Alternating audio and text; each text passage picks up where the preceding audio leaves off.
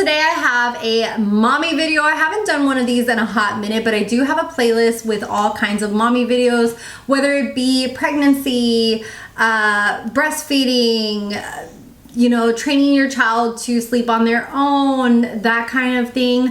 Let me know if you want any more mommy videos. You can request anything down below. I have thought about doing like my favorite learning toys, favorite books for children, gentle parenting tips, mom advice.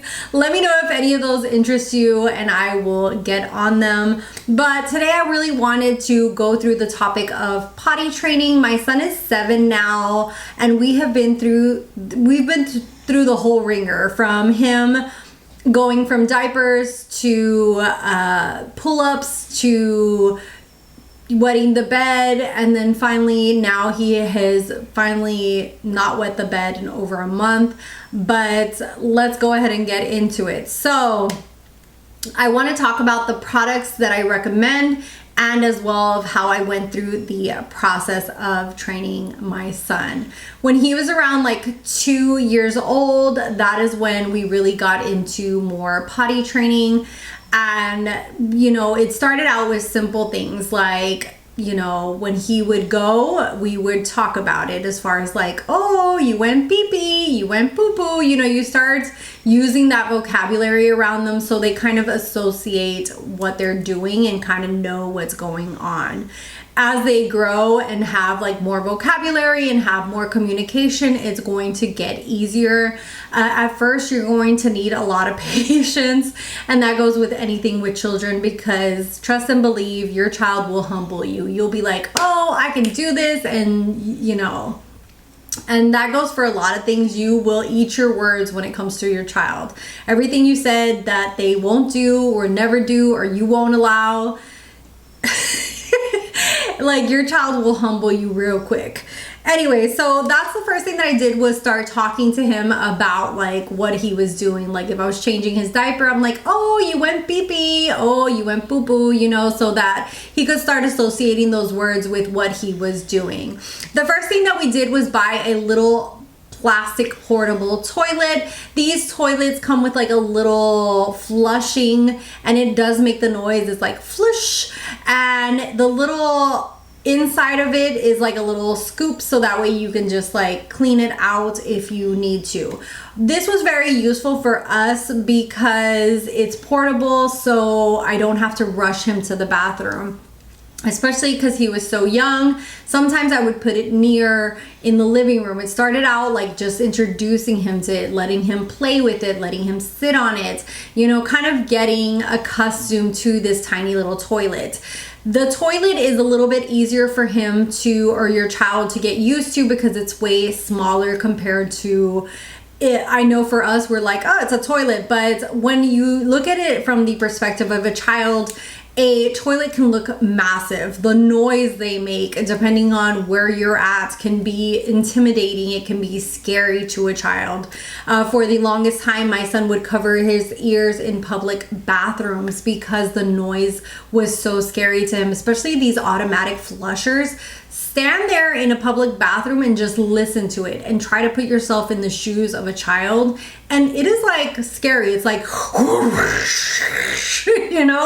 and so you're gonna have to need some patience. Some children are a little bit more sensitive to noises than other kids. My son, it took him a hot minute. You can get them to do exposure therapy, and it's basically them being exposed to these noises to get accustomed to it, or life in general will expose them to it and they will grow accustomed to it. So either or. With me, I didn't do exposure therapy. I just kind of let him get used to it as he gets older, and now he's perfectly fine. But that's just something to watch out for as they continue to go to the potty and you take them to public restrooms, etc. So the first thing that we did was get that little toilet. I would put it in the living room near him, and then little by little I got him to like use pull-ups, and then I would show him that the pull-up can come up and down. It's like an underwear. You can take it off, you can put it on. And he, you know, they get into that curiosity like, ooh, I can take this off and on. And then the first time, I want to say I just sat him down and see if he needed to go. And I was like, oh, you need to go pee-pee. And then if he went, I would give him a prize. I'd be like, oh, good job. You went pee-pee in the potty. We also on YouTube, and I'll try to link down below the videos that we use for potty. There was 2 specific videos, especially that he watched a lot. They had little potty songs, and they were very helpful in him being like, oh, this is what I need to go if I need to go potty. And those videos were very, very helpful. They were little songs. I would sing with him. I would show him the little potty. And that's like how he got used to it. Another thing that you can do, and that's just going to depend on your personal preference, if you're okay with that, is we did a potty jar. And what we did was we put M&Ms in a little potty jar, and then I labeled it with a little picture of a potty, and he would get 1 M&M if he went to the potty. It was like, yay, you get an M&M. And I know people don't hate on me and be like, oh, that's sugar.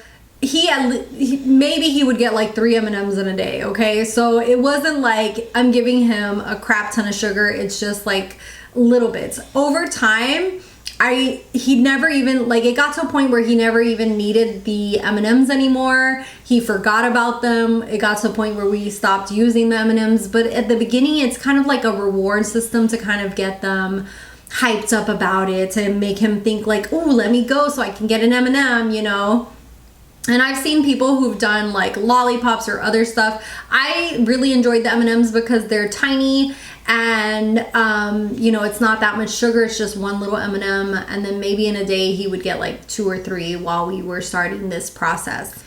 Another thing that I would do is, especially the days that I was off, I would ask him constantly like, oh, do you need to go potty? And then I'd take him to that little tiny toilet and see, you know, when they are first going, you want to do that a little bit more consistently, because they're not like, they're like, their brain hasn't programmed like, this is, I need to go.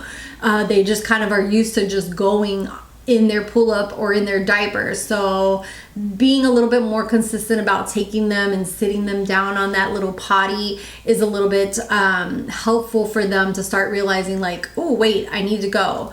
And then as they evolve and get bigger, it'll get to the point where they'll be like, I need to go potty. And even then, up until like probably like 5 years old, I would constantly ask him like, do you want to try? And that's something that I feel like was very helpful, is asking him, do you want to try, or let's try? Because sometimes they'll tell you no just so that they don't go into a bathroom, or they don't want to go into a public restroom because they're scared of the noise. But they really do need to go. They just haven't really realized that they need to go. And 9 times out of 10, my son would have to go. I would pull down his little pants, we'd go to the public bathroom, and he would go. So that's just something to keep in mind. Now I'm a little bit more like, I trust his word when he says he doesn't need to go, because now I feel like a lot of times he can really determine whether he needs to go or not. But he is 7 years old now, and even then I'm like, are you sure you don't want to try? Because, you know, sometimes kids will hold it. It's just part of life. So that's just something to watch out for. As they grow, it will get a little bit easier.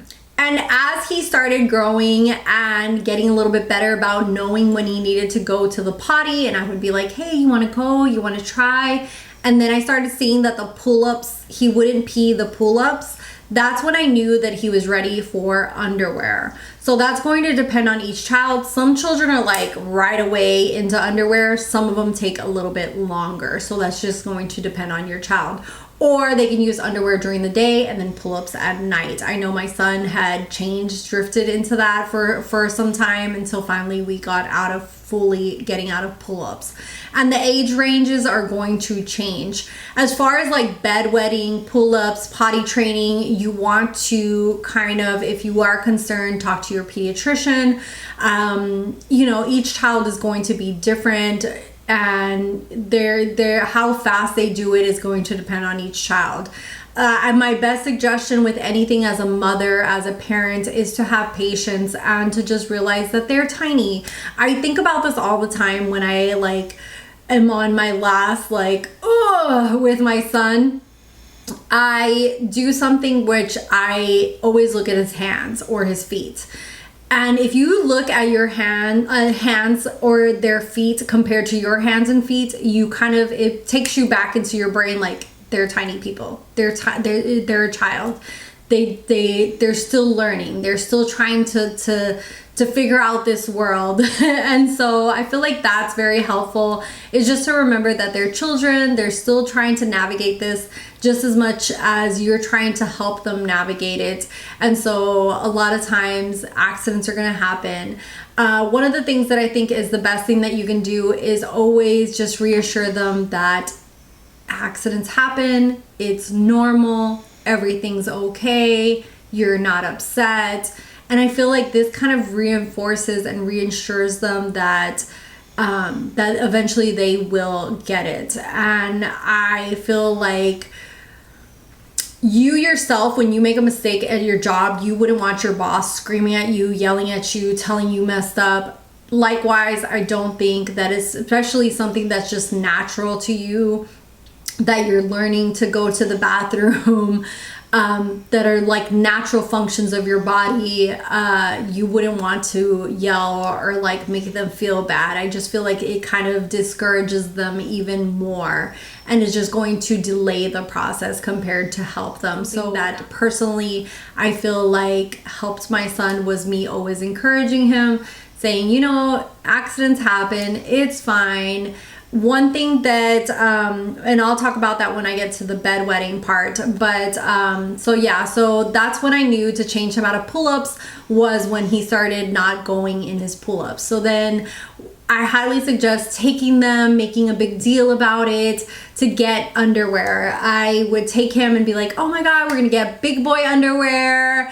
We're so excited. I took him to Walmart with me. We got underwear, you know, just, oh, look how comfy, look how cute you look, you know, just making a big deal about it, helping them, have them help you pick out whatever ones they want, whatever characters they want. I know like my son was really into Scooby-Doo, so he picked out Scooby-Doo ones, and he was like so excited that they had different characters on them. So that is something to kind of help them, you know, get excited about wearing underwear. And then as he got used to the underwear, we would do the, you know, the every so often I would be like, hey, do you need to go? Do you need to try? And so especially in public places, take him. My son did cover his ears, like I said previously, for quite some time until he got used to the noises that especially the bathrooms in public places make.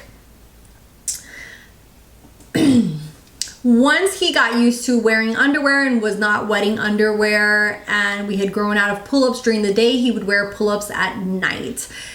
To get out of pull-ups at night was quite the challenge for my son.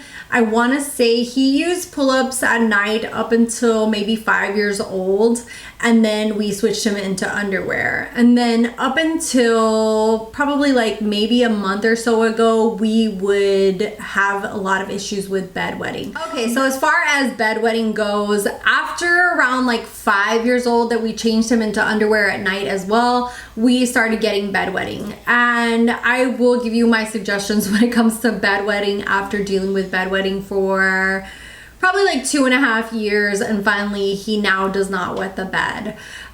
Be patient. Like I said, I personally do not make him feel bad. I don't make him feel like something's wrong with him.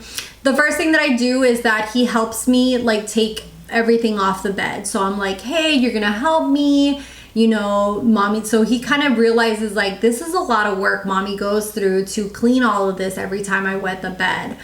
Another thing is that protect your mattresses. We have a plastic cover on top of our mattresses, and then on top of that I have like a cushioned bedwetting cover that goes on top of that, and then the fitted sheet. Another thing that helped me save time is this blanket right here. I'll put a picture here, but they do have different sizes available, and I'll put the Amazon link down below.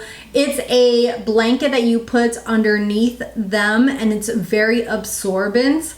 and they come in different characters. He has the dinosaur one, but we put it underneath him no matter where he's going to sleep, and it helped us just be able to clean 2 things instead of like 4 to 5 things. So basically I just have to wash the dinosaur blanket and then whatever blanket he has on top, and then his clothes, compared to like 3 different layers of things on the mattress, like the fitted, and then redoing the fitted and the whole 9 yards, compared to just 2 things. So it's way less than what I would normally wash. So I really highly recommend that blanket. It did absorb enough for my son. I don't know, that's going to depend on how much liquid your child has in their system when they pee the bed. Another thing that I feel like really helped us was that we did a cutoff as far as like liquids or any kind of food that has liquids in it. We did a cutoff time of 7 p.m. So we would kind of like reiterate to him like, hey, it's going to be there's going to be no more food after right now. There's going to be no more drinking. So this is your moment to drink or eat what you want. And I feel like that really helped us as well, like putting that time limit, because once he would go to the bathroom after that, then we started seeing like there was more nights that he was drier compared to the amount of nights that he would go on the bed. So that's just something to watch out for, is what times are they drinking liquids. If you have issues with that, that would be a good time to implement a cutoff time. Another thing that I implemented was waking him up. I am a very light sleeper, so I do wake up various times during the night. That's also part of perimenopause. But I know that there's people that put alarms, but I would wake him up during the night around like 1 or 2 a.m. and take him to the bathroom to go. And that became like a routine, and it really helped him let go of that excess liquid that he might have already had in his bladder, and let it go without having to pee the bed. And this is quite the process. Like I said, some kids will get it immediately. My son took a little bit longer, and now he doesn't pee the bed whatsoever. We still put the blanket underneath him just in case, but so far so good, knock on wood. But all these different things, and over the years and implementing all these different things, really helped us to get him to the point that he's at now. It is quite the process, and we did have to have quite a bit of patience with him, but in the long run, he did outgrow it, and thankfully to this day, he has been able to sleep the whole night. Now he does wake up if he does need to pee. I don't have to wake him up at like 1 or 2 a.m. anymore. He just automatically will call me if he needs to go. So that's just something that they will their body will start learning to wake up and to be able to go. So don't feel like, oh my God, there was times that I would feel like that, like, oh my God, is this ever gonna end? I'm just gonna be washing sheets forever. This is never gonna end. It will end. They will grow. They will grow out of it. Have faith. Be patient with yourself and with them. That's one of my biggest things with moms, is I feel like we just are so hard on ourselves a lot of times. We feel like we're failing. We feel like, why haven't they slept by themselves? Why are they still peeing the bed? Like, what am I doing wrong? Is something wrong? You start going through all these things in your head. But trust that things will get better, and they will get out of these different phases, and then a new phase will come. So that's just something to keep in mind with your little one.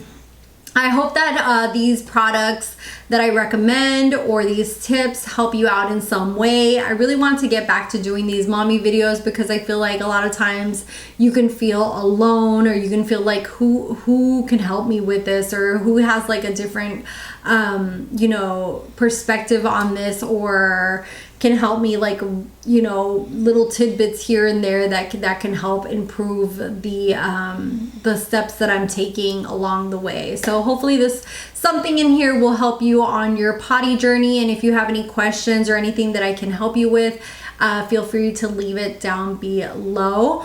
Just as well, if you have any kind of tips for anyone else, something that you implemented that helped, or a product that helped, leave it down below as well. I know that there are different like sensors, or yeah, like wet sensors that people also like can clip onto underwear or beds, and if it wets, it starts ringing or making like an alarm sound. We did not have to implement that, but I know that there are people who have implemented that as well, and it has worked as well. So hopefully this was helpful. Thank you guys so much for watching. If you want to watch any of my more other mommy videos, I do have a mommy playlist, and I do have social media down below, and I'll see you guys in the next one. Bye guys.